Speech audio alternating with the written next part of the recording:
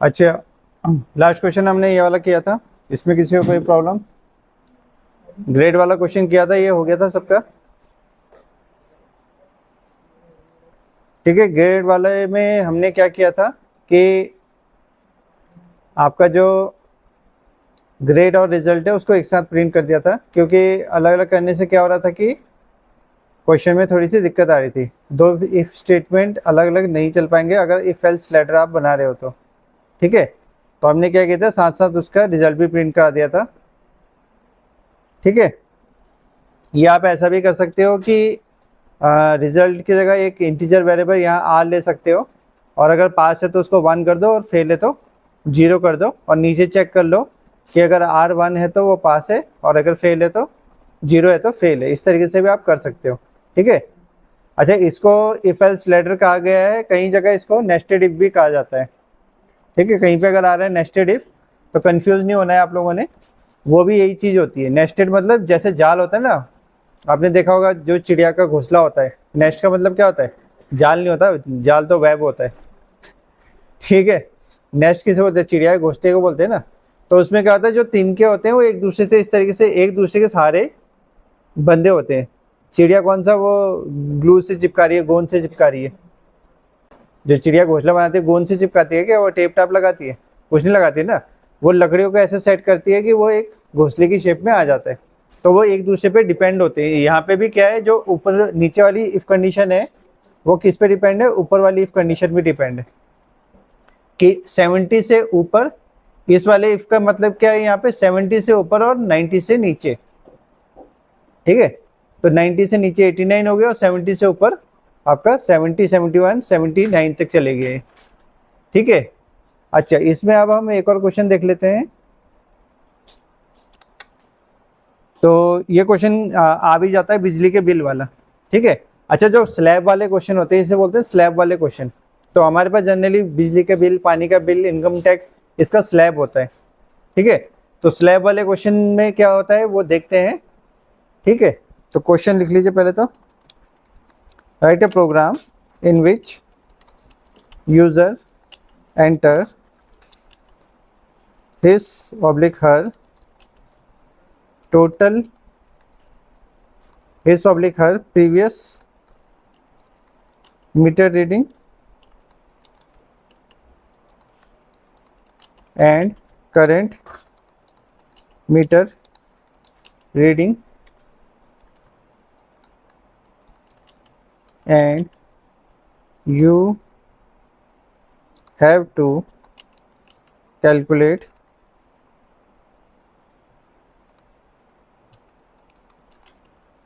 total unit and total bill as follows.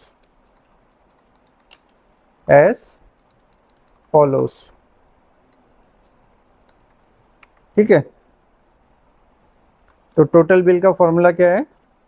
यहाँ आएगा metre unit और यहाँ आएगा रेट, क्या चार्ज। ठीक है, तो इसके लिए हम देख लेते हैं कि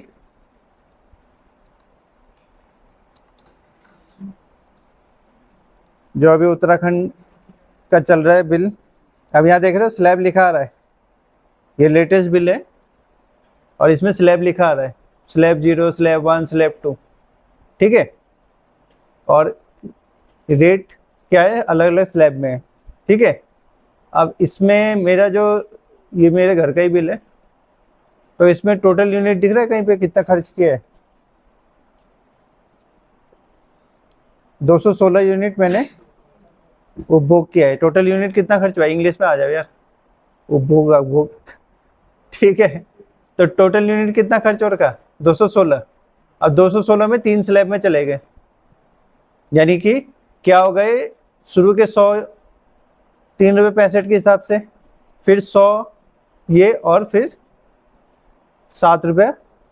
जो 16 यूनिट बची वो ₹7 के हिसाब से बची। ठीक है, देखो 85 यूनिट में ₹3 के हिसाब से लगा, 85 यूनिट में ₹5 के हिसाब से लगा, और 45 यूनिट में ₹7 के हिसाब से लगा। ठीक है, तो स्लैब में ये होता है कि ऐसा नहीं है कि मेरा अगर 200 यूनिट खर्च हुआ है तो सीधा वो ₹7 के हिसाब से लगा देंगे। वो क्या होगा, आपका स्प्लिट अप होगा, ठीक है, कि 85 यूनिट में तो 3 रुपए के हिसाब से लगेगा, 80 बाकी 85 यूनिट में कितने हिसाब से लगेगा, 5 रुपए के हिसाब से। और उसके बाद अगर जो बच जाएगा उसमें किस हिसाब से लगेगा, अगर 216 यूनिट से ज़्यादा होता फिर 85 यूनिट में 7 रुपए के हिसाब से लगता, ठीक है। या जो भी बचता, मेरे ख्याल से 3 ही स्लैब है, तो जो भी बचता उसमें इस हिसाब से लगता, ठीक है। क्योंकि यहाँ पे अगर आप देखोगे, एक जगह मैं देख रहा था, जो टोटल बनता है उसमें लिखा आता है कि इतने इतना यूनिट है आपका। ये तो महीने का हो गया। चलो, इसमें स्लैब दे रखा है इसलिए नहीं दे रखा होगा, ठीक है। फिक्स चार्ज 85 रुपीज़ है, ये सब छोड़ दो। पहले हम देखते हैं कि ये वैल्यू आती है कि नहीं आती है और कैसे आती है, ठीक है। तो अब हम आ जाते हैं प्रोग्राम में वापस। UPCL डोमेस्टिक इलेक्ट्रिसिटी रेट 2025, ठीक है।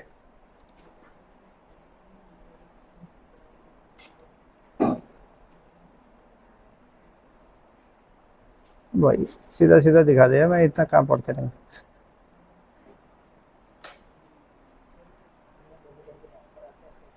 अच्छा, ये तो ले रहा है 100 यूनिट तक, तो 85 है हमारे में, तो 85 आ रहा है, इसमें 100 क्यों ले रहा है? तो 715 तक तो हमने ले लिया ना, तो ठीक है, उसको हम 0 से 100 ही कर लेते हैं, ये अजीब सा ही लग रहा है। 0 से 100, 100 से 200, 101 से 200, 101 से 200, फिर 201 से 300, 201 से 300 है ना, 400, और यहाँ है ग्रेटर देन 400। अगर 400 यूनिट से ज़्यादा होगा तो कितना लगेगा, 7 रुपये 80 पैसे, ठीक है। हमें रेट से मतलब है, बाकी हम इसको छोड़ दे, बिल को छोड़ देते, इसके हिसाब से ले लेते हैं। तो इस रेट से आपको क्या करना है, बिजली का बिल कैलकुलेट करना है, ठीक है। ये हमारा रेट हो गया, इसमें किसी को दुख तकलीफ?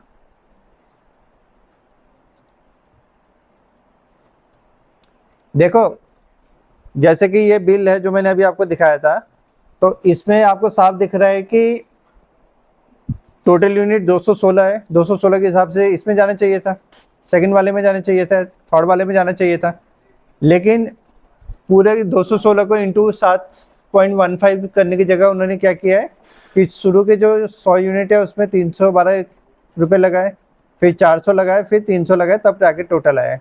क्योंकि जब स्लैब होता है, जब फायदा दिया जा रहा है, तो ऐसा तो नहीं मैंने एक ही दिन में 216 यूनिट खर्च कर दी, पूरे महीने की है ना, तो उसमें कभी ऐसा भी होगा मैंने 100 यूनिट खर्च की होगी, 200 की होगी, इस तरीके से होता है। जैसे इनकम टैक्स होता है, तो इनकम टैक्स में ऐसा नहीं होता कि किसी की सैलरी अगर 10 लाख है तो ले 10 लाख इंटू 30, तो 10 लाख में 30% देगा, तीजेगा क्या, 10 लाख का 30% कितना हुआ, 3 लाख, तो 7 लाख बचेगा, ठीक है। तो 3 लाख अगर वो सरकार को दे देगा, बचेगा क्या उसका, तो वो 10 लाख में से शुरू के 3 लाख में तो कोई टैक्स ही नहीं है, ठीक है। फिर जो बचा उसमें 10% 20% लगता है, इसके बाद हम इनकम टैक्स का करेंगे। ये मैं इसलिए दिखा रहा हूँ आपको कन्फ्यूजन ना रहे कि बिल कैसे बनता है, ऐसा नहीं कि सीधा सीधा मल्टीप्लाई होगा। अब आ जाते हैं हम इसमें प्रोग्राम में, आ जाते हैं प्रोग्राम कैसे बनाते हैं।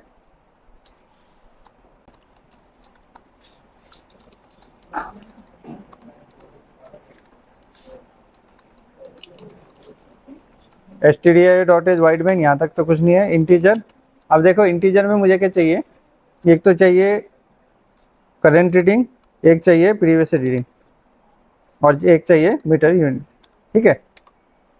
अब जो बिजली का मीटर है उसमें डेसिमल में तो आएगा नहीं, मैं ये मान के चल रहा हूँ, लेकिन बिल जो है वो डेसिमल में आ सकता है।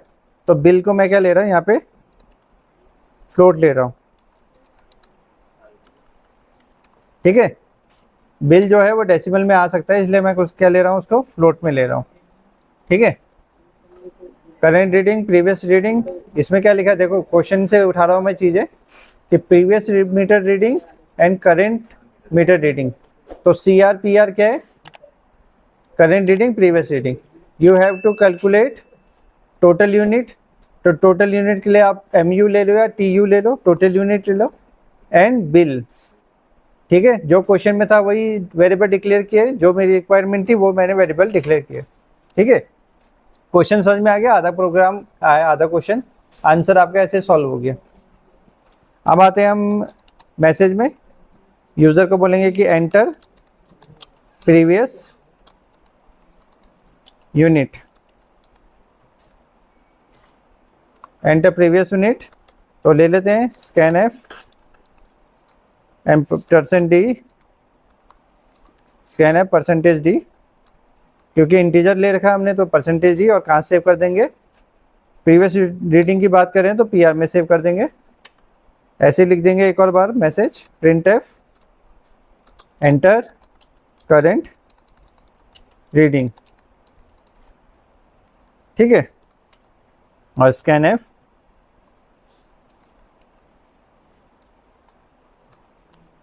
%d, और कहाँ सेव हो जाए? करेंट यूनिट में, CU या करेंट रीडिंग में। अच्छा, अब मैं टोटल यूनिट जब निकालूंगा तो मैं किससे किससे माइनस करूंगा? प्रीवियस से करेंट को करूंगा, करेंट से प्रीवियस को करूंगा, क्योंकि यहाँ गलत माइनस करोगे नेगेटिव आंसर आ जाएगा। तो करेंट रीडिंग ज़्यादा होगी या प्रीवियस रीडिंग ज़्यादा होगी? जाहिर सी बात है, क्या ज़्यादा होगी? करेंट रीडिंग मतलब आज की रीडिंग ज़्यादा होगी ना पुरानी रीडिंग से, तभी तो माइनस होगा। ठीक है, तो यहाँ ध्यान रखना है कि आपने माइनस क्या करना है। ठीक है, अगर आप गलत उल्टा करोगे तो नेगेटिव आएगा, बिल लेने की जगह देने पड़ जाएंगे आपको पैसे। कस्टमर आएगा, लाओ 4000 दो मेरे वापस, बिल में तो ये यार -4000। ठीक है, अच्छा अब आता है असली चीज, इफ कंडीशन। ठीक है, तो मैं बोलूंगा अगर टोटल यूनिट जो है ग्रेटर है और इक्वल टू है 100 के, तो बिल कैसे कैलकुलेट होगा? तो आप बोलोगे बिल इज इक्वल टू, अब देखो 100 से ज़्यादा है,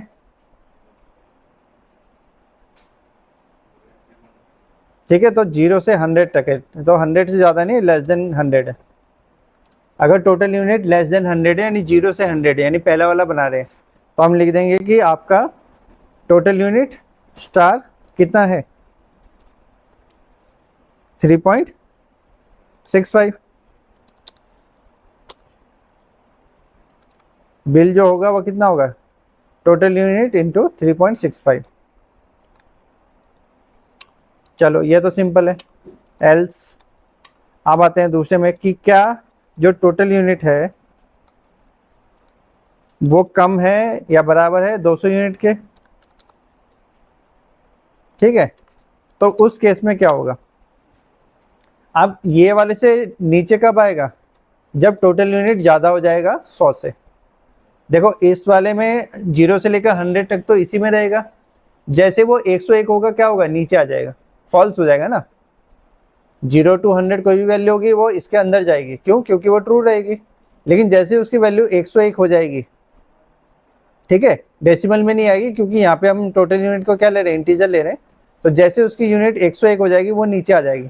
तो हमारे पास रेंज क्या बन गया? 101 से लेकर 200, ये वाला रेंज बन गया। तो इसमें क्या होगा? तो इसमें बिल कैसे कैलकुलेट होगा? बिल होगा आपका 100 इंटू 3.65 प्लस टोटल यूनिट से मैंने कितने का बिल कैलकुलेट कर लिया है? 100 यूनिट का बिल कैलकुलेट कर लिया। देखो यहाँ देखो, इसको यहाँ समझो बेटा, उतार बाद में लेना। टोटल यूनिट से मैंने 100 यूनिट का बिल कैलकुलेट कर लिया ऑलरेडी। कैसे? ये तो मैं कितना माइनस कर दूंगा? उतना माइनस कर दूंगा, और जो बचा उसमें कितना मल्टीप्लाई करूंगा? 3.65। ठीक है,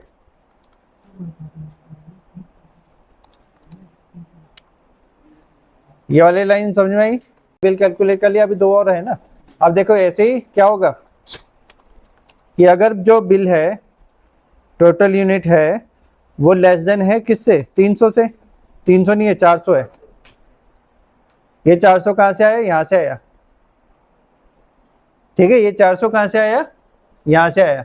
कि अगर जो टोटल यूनिट है वो कम है 400 से, तब उस केस में क्या होगा, तो उस केस में यही होगा जो पहले ऊपर हुआ था, बिल इज इक्वल टू शुरू के 100 यूनिट में कितना लगेगा, 3.65 प्लस कर दो, फिर आप कितने यूनिट था, आप देखो यहाँ पे कितना, ये डिफरेंस कैसे आएगा, 200 से 100 का डिफरेंस कितना था, 100 था ना। यहाँ पे कितना डिफरेंस है, 200 माइनस 101 करोगे तो कितना आएगा, 100 ही आएगा, 99 आएगा, लेकिन हम 100 मान के चलते हैं कि 100 में कितना 5.25 और प्लस, अब हमने कितने यूनिट का वो कैलकुलेट कर लिया है, बिल ऑलरेडी कैलकुलेट कर चुके हैं हम, 200 का बिल ऑलरेडी कैलकुलेट कर चुके हैं।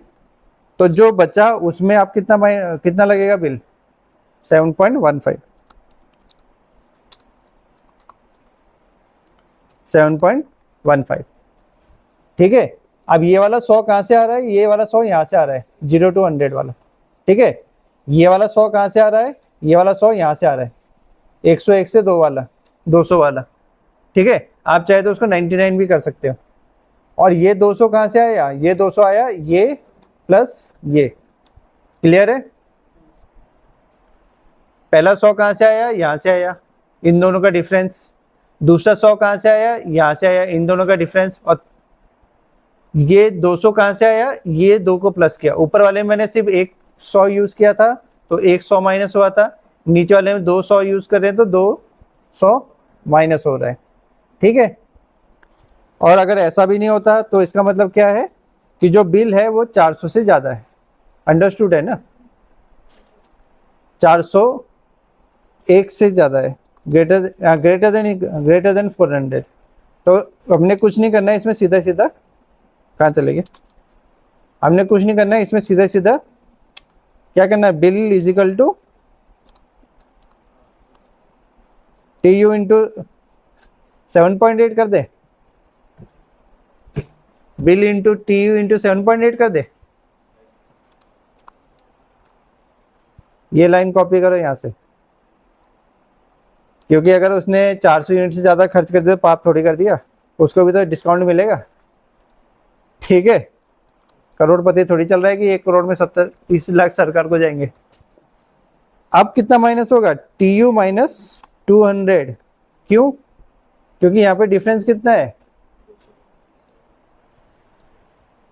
ये वाली लाइन में मैंने बोला टी यू माइनस 200। क्यों, क्योंकि डिफरेंस कितना है यहाँ पे। ऐसा नहीं कि रट्टा मार के चलो 100 ही चलेगा, अगर 200 का डिफरेंस है तो आप 200 करोगे, क्योंकि स्लैब में इस तरीके से डिफरेंस होते हैं, हमेशा सेम स्लैब नहीं चलेगा। ठीक है, तो यहाँ 200 का डिफरेंस था और 200 के डिफरेंस में कितने से हो रहा था, 7.15 से मल्टीप्लाई हो रहा था, प्लस अच्छा टी यू माइनस 200 नहीं, मैं ही गलत लिख रहा हूँ, 200 इंटू 7.15 यहाँ ठीक है। अब आएगा टी यू माइनस, अब हमने कितने का बिल ऑलरेडी कैलकुलेट कर लिया है, 400 का, 100 प्लस 200, तो हम 400 का बिल ऑलरेडी कैलकुलेट कर चुके हैं।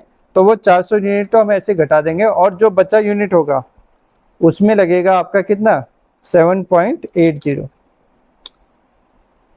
ठीक है, ये 100 कहाँ से आया वो क्लियर है, ऊपर 100 का डिफरेंस था। ठीक है,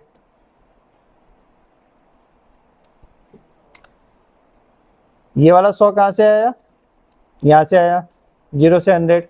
ये वाला 100 कहाँ से आया, यहाँ से आया, 0 से 100। ये 200 क्यों आया, क्योंकि यहाँ डिफरेंस कितने का है, 200 का है, इसलिए वहाँ 200 आया। और ये टी यू माइनस 400 कहाँ से आया, 200, 300 और 400, क्योंकि हम 400 का बिल ऑलरेडी कैलकुलेट कर चुके हैं तो उस पर दोबारा बिल तो लगेगा नहीं। तो 400 से ऊपर जो भी है उस पर 7 रुपये 80 पैसे के हिसाब से बिल लगेगा।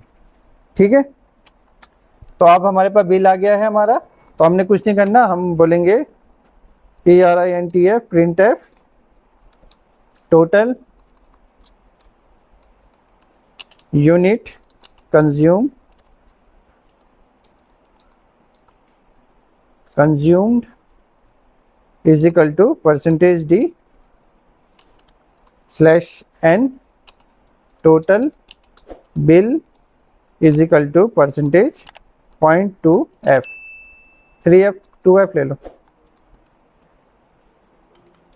0.2f।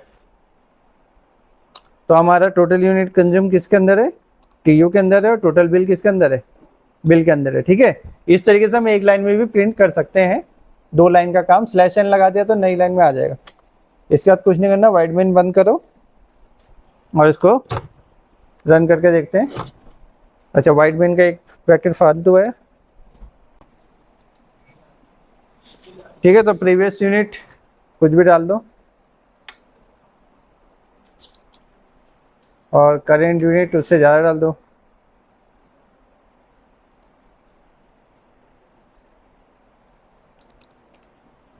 तो 94 यूनिट्स खर्च हुए और 343 रुपीज़ आए। ठीक है, अब इसमें प्रीवियस कम मत डालना, प्रीवियस ज़्यादा मत डालना और करेंट कम मत डालना।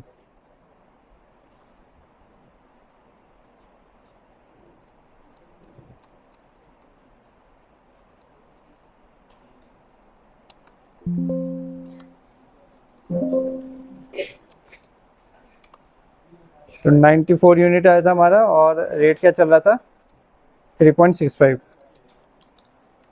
तो 343, ठीक है, आंसर सही आ रहा है। ठीक है, ऐसे एक दो वैल्यू डाल के देखो इसमें।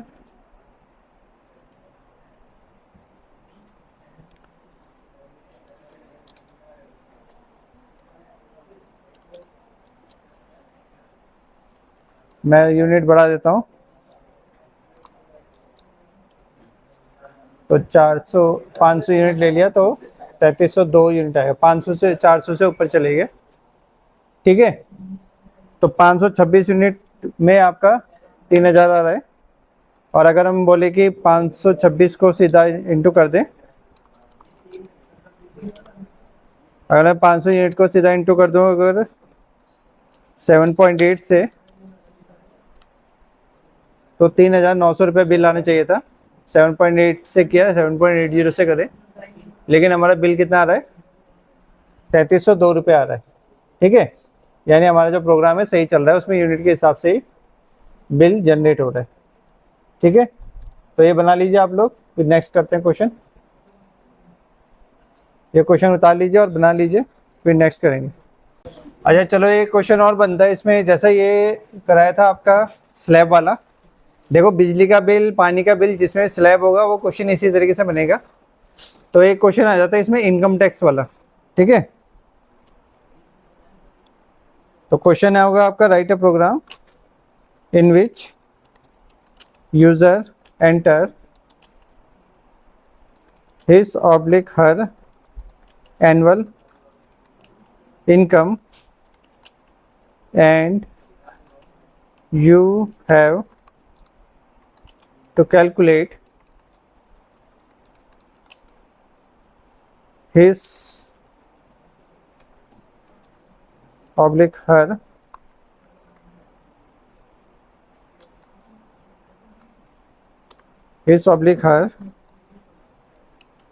income tax as per slab। आपको क्या करना है, उसका इनकम टैक्स कैलकुलेट करना है दिए हुए स्लैब के अकॉर्डिंग। ठीक है, तो स्लैब क्या है तो स्लैब देख लेते हैं इनकम टैक्स का, 2025-26 स्लैब रेट। तो ये वाला देख लेते हैं। देखो अभी जो टैक्स रिजीम अभी करेंटली चल रहा है उसमें क्या है, 3 लाख तक तो कोई टैक्स नहीं है। यानी कि यहाँ पे हमने लिख दिया टोटल इनकम या एनुअल इनकम।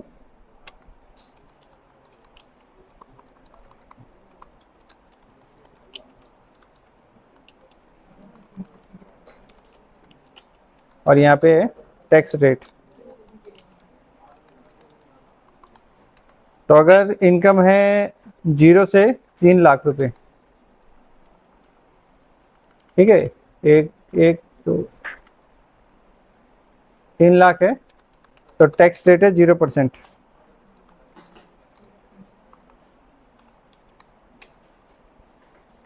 उसके बाद बोल रहे हैं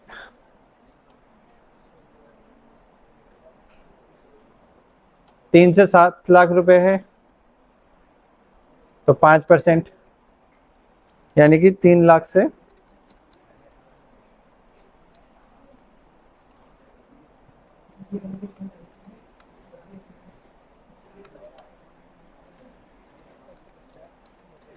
3 लाख 1 से 7 लाख रुपए है, तो कितना परसेंट है? 5%। 7 से 10 है,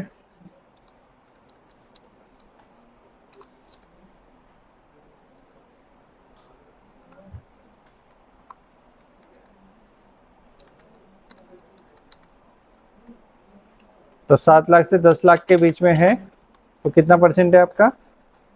10%। और 10 से 12 के बीच में 15%।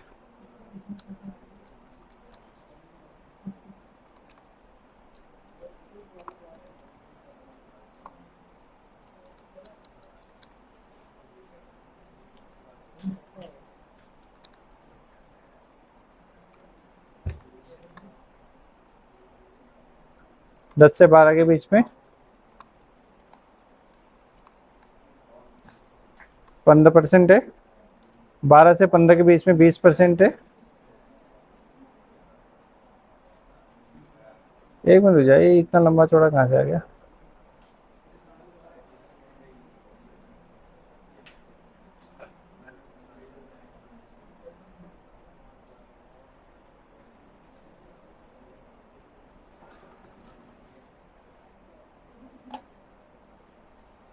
ठीक है, 10 से 12 के बीच में 15% हो गया, 12 से 15 के बीच में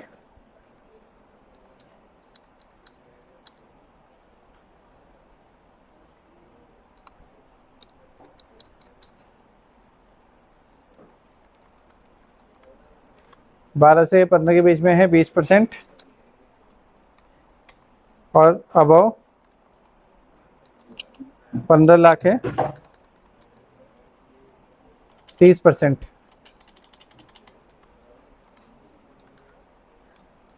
ठीक है, तो अभी जो मार्केट रेट है या अभी जो लेटेस्ट रेट्स हैं वो इस तरीके से हैं कि अगर आपको आपके इनकम इस रेट में रेंज में आती है तो आपको इस हिसाब से टैक्स भरना पड़ेगा। ठीक है, शुरू के 3 लाख तक कोई टैक्स नहीं है, 3 लाख से 7 लाख के बीच में आपका 5% टैक्स है। उसके बाद 7 से 10 में 10%, 10 से 12 में 15%, 12 से 15 में 20%, और 15 लाख से ऊपर अगर आप कमा रहे हो साल का तो आपको 30% देना पड़ेगा।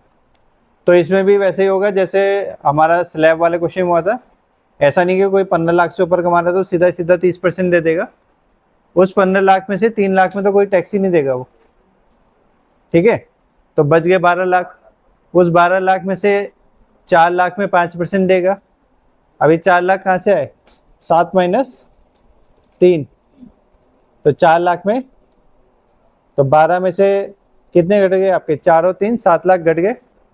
फिर 3 लाख में 10%, 2 लाख में 15%, इस तरीके से देखा। ठीक है, तो इसको कैसे बनाते हैं देख लो।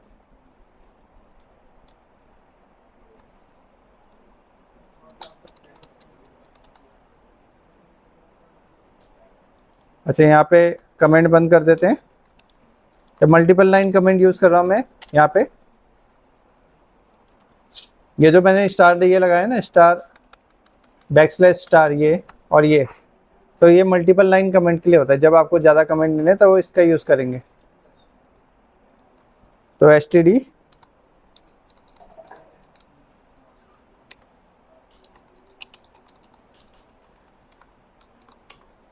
इंटीजर, तो इंटीजर किसमें है? टोटल इनकम, या इनकम कर देते हैं, और एक फ्लोट वेरिएबल ले लेते हैं, टैक्स। दो ही चीज़ चाहिए मुझे, एक तो इनकम चाहिए जो यूज़र डालेगा, और एक टैक्स चाहिए जो वो भरेगा।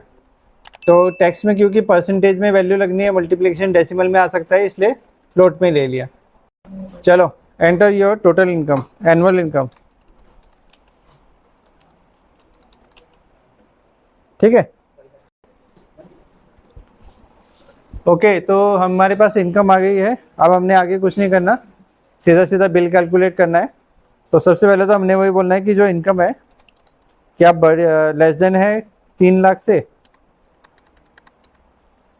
तो अगर ऐसा है तो हम बोलेंगे कि टैक्स जो होगा वो कितना होगा, 0 होगा। ठीक है, अगर इनकम 3 लाख से कम है तो टैक्स 0 होगा, सीधी सीधी बात है। फिर हम चेक करेंगे क्या जो इनकम है वो कम है या बराबर है किसके, 7 लाख के। ठीक है, एल्स लगाना पड़ेगा, एल्स नहीं लगाएंगे तो सारे सेपरेट हो जाएंगे। तो अगर 7 लाख से कम है तो टैक्स क्या होगा आपका, टैक्स होगा आपका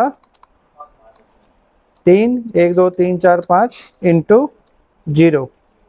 ठीक है, शुरू के 3 लाख में कोई टैक्स नहीं लगेगा। उसके बाद क्या करेंगे हम बोलेंगे कि आपका जो इनकम है उससे हमने 3 लाख का टैक्स कैलकुलेट कर लिया है। तो उसमें आप कितना टैक्स लगाओ, उसमें लगेगा आपका 0.05%। ठीक है, अच्छा 5% को मैं 0.05 लिख सकता हूँ, या अगर कंफ्यूजन हो रहा है तो आप क्या करोगे, इसको 5 डिवाइडेड बाई 100 ये लिखोगे। 5% पर का मतलब क्या था नीचे, और सेंट का मतलब क्या था 100। तो 5% ऐसे लिख दो या 0.05 लिख दो, जैसा भी है ठीक लगे। ठीक है, अच्छा इस वाले लाइन में किसी को कन्फ्यूजन कि मैं 3 लाख को 0 से क्यों मल्टीप्लाई कर रहा हूँ, क्योंकि उसमें कोई टैक्स नहीं है। ठीक है, आप चाहे तो यहाँ सीधा सीधा इस लाइन को स्किप करके 3 लाख माइनस कर सकते हैं, लेकिन आगे खुद ही कंफ्यूज हो जाओगे कि ये 3 लाख कहाँ से माइनस हो रहा है। ठीक है, फिर हम आ जाएंगे एल्स में। If income is greater than equal less than equal to कितना है, 10 लाख। तो उस केस में क्या होगा, टैक्स जो होगा वो कितना होगा, तो शुरू के 3 लाख 3, 1, 2, 3, 4, 5 वो तो हो जाएंगे 0, प्लस फिर कितने का डिफरेंस है, देखो इसमें कितने का डिफरेंस है, 7 से 3 में 4 लाख का। तो 4 लाख 4, 1, 2, 3, 4, 5 इंटू कितना परसेंट है, 0.05। 0.05 कर लो या 5 डिवाइडेड बाई 100 कर लो, जो आपको आसान लगता है, प्लस इनकम माइनस डस्टन, यही है बस, ये यहाँ चाहिए। तो 7 लाख का इनकम टैक्स मैंने ऑलरेडी कैलकुलेट कर लिया है। ठीक है, अब ये 7 लाख कहाँ से आया, यहीं से आया, ये 3 + 4। ठीक है, 7 लाख कहाँ से आया, ये 3 और 4 आपस में ऐड हो गए तो 7 लाख बन गया आपके। और इसमें कितना परसेंट टैक्स लगना है आपका, 10% लगना है, तो 0.10। ठीक है, 0.01 मत करना, 1% टैक्स लग जाएगा, सरकार का चूना लगाओगे तुम लोग। ठीक है, income is less than equal to, अब कितना हमारा 12 लाख। तो 12 लाख है तो यहां तक तो ये कॉपी कर लो, कहां तक, यहां तक सेम आ जाएगा, प्लस तो कितने का डिफरेंस था इसमें, 3 लाख का। तो 3 लाख 3, 1, 2, 3, 4, 5 इंटू कितना परसेंट है, 0.10, 10% है, प्लस अब हमने कितने का टैक्स कैलकुलेट कर लिया, 10 लाख का। 10 लाख हो गए ना, 3, 4, 7, 3, 10। तो इनकम माइनस 10, 1, 2, 3, 4, 5, और इसमें कितना टैक्स लगाना हमने, 10 वाले में कितना है, 15% है, तो 0.15 0.15, ठीक है, 0.15, 15% टैक्स लगेगा। एल्स इफ, अभी हमारे पास एक लेवल और है, tax is equal to income is equal to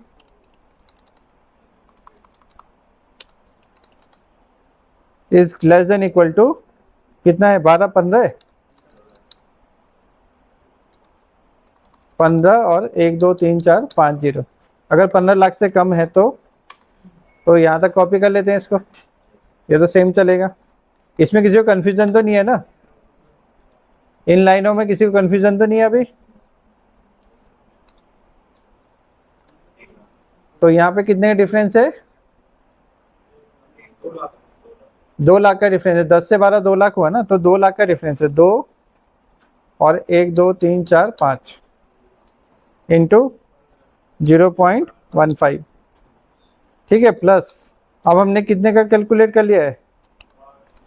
12 lakh का इनकम टैक्स ऑलरेडी हमने कैलकुलेट कर लिया है। और उसमें कितना लगना है टैक्स? 20%। और अगर इससे कम हुआ तो सीधा सीधा 15 लाख से कम है तो कम नहीं है, तो 15 लाख से ज़्यादा है, तो मैं यहाँ तक इसको कॉपी कर लेता हूँ और इसमें जोड़ देता हूँ प्लस। अब यहाँ कितने का डिफरेंस है आपका? 3 लाख का डिफरेंस है 15 से 12, ठीक है। इसको माइनस करना है वो आगे वाले से, तो वैल्यू आ जाएगी। तो मैं बोलूँगा 3 लाख इंटू 0.20 प्लस, अब हमारे कितना टोटल टैक्स कैलकुलेट हो गया है? तो कितना हो गया? 4 3 7, 3 10, 2 12 और 3 15, 15 लाख का हमने टैक्स कैलकुलेट कर लिया। अब जो बचा उसमें 30% टैक्स लगेगा, ठीक है। तो ज़्यादा पैसा कमा के फायदा नहीं, 30% टैक्स देना पड़ेगा, ठीक है। टैक्स भरते रहो यहाँ बस।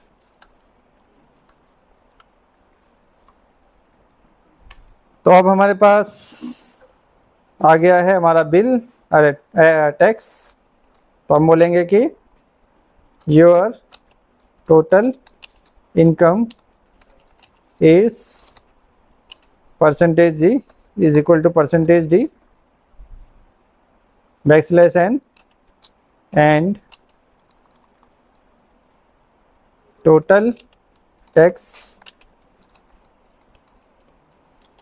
Is equal to percentage 0.2 F. तो इनकम के अंदर इनकम है और टैक्स के अंदर टैक्स है, ठीक है। तो रन करके देखते हैं, पहले सेव कर लेते हैं इसको। मैंने टैक्स के नाम से सेव कर दिया, आई टैक्स के नाम से सेव कर देते हैं। तो मेरी इनकम सपोज है 7,80,000 1 2 3। तो 7,80,000 है तो कितना देना पड़ेगा? 2,80,000, 28,000 है यार। 7,80,000 में 28,000 मुझे टैक्स भरना पड़ेगा, ठीक है। 7,80,000 1 2 3 है, तो इसमें से 3 लाख घटा दो। 3 1 2 3 4 5, तो कितना बचा? 4,80,000। अब 4,80,000 में 4 लाख में लगेगा 5% टैक्स, ठीक है। यानी कि 80,000 अलग निकाल दो और 4 लाख में लगेगा तो 0.05 है ना यार, 50% टैक्स लगा दिया हमने, ठीक है। तो ठीक आ रहा है, इस हिसाब से प्रोग्राम के लॉजिक के हिसाब से हमारा आंसर सही आ रहा है, ठीक है। जो प्रोग्राम है उसके हिसाब से सही आ रहा है। बाकी जो स्टैंडर्ड डिडक्शन है वो इसमें डाल सकते हैं कि यहाँ पे हम लिख सकते हैं कि इनकम जो है उसमें 75,000 माइनस करके इनकम में सेव कर दो स्टैंडर्ड डिडक्शन के बाद। और जब यहाँ टोटल इनकम आएगा, ये आएगा, इसमें 4% हम क्या लगाएंगे? सेस लगाएंगे। एजुकेशन सेस होता है वो 4% लगता है, यानी अगर 28,000 आ रहा है तो उसमें 4% सेस लग के आपका टोटल इनकम बढ़ जाएगा। इंट्रोडक्शन टू सी, वेरिएबल हो गया हमारे पास, सी ऑपरेटर हो गए, इनपुट आउटपुट स्टेटमेंट हमने कर लिया, ब्रांचिंग में हम चल रहे हैं, नेस्टेड इफ हो गया। इसके बाद स्विच स्टेटमेंट आता है, तो नेक्स्ट टॉपिक में हम करेंगे स्विच स्टेटमेंट, ठीक है। तो इसके बाद स्विच स्टेटमेंट आता है, नेक्स्ट टॉपिक में हम पढ़ेंगे स्विच स्टेटमेंट क्या होते हैं, और एक गो टू स्टेटमेंट भी यूज होता है, उसके बारे में पढ़ेंगे, ठीक है। स्विच का use generally menu driven program बनाने के लिए होता है, जहाँ पे मेन्यू जनरेट होता है और वहाँ पे आप अपने एक चॉइस डाल के आगे बढ़ते हो, ठीक है।